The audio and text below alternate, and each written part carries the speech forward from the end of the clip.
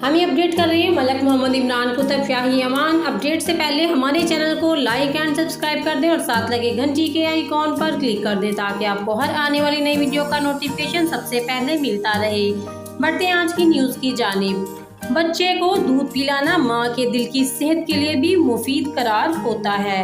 बच्चों के लिए माँ का दूध सेहत के लिए बहुत ज़्यादा फ़ायदेमंद होता है, मगर ऐसा करना ख़वातीन की सेहत के लिए भी मुफीद होता है। दर हकीकत ब्रेस्ट फीडिंग से ख़वातीन में अमराज़ क़ल्ब या फालिज से मुतासर होने या दिल की शरियानों से जुड़े अमराज से मौत का खतरा नुमायां हद तक कम हो जाता है। मीडिया रिपोर्ट्स के मुताबिक ये बात ऑस्ट्रेलिया में होने वाली एक तिब्बी तहकीक में सामने आई।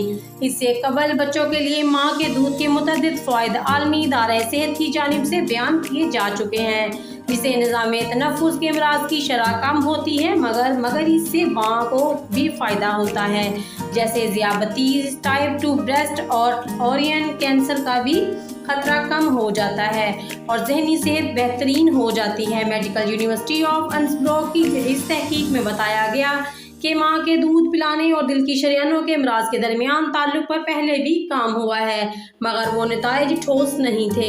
इस तहकीक में 1986 से 2009 के दौरान मुख्तलिफ ममालिक में होने वाली 8 तहकीकी रिपोर्ट्स के डाटा का तज्ज़िया किया गया, जो लगभग 12 लाख ख़वातीन का था।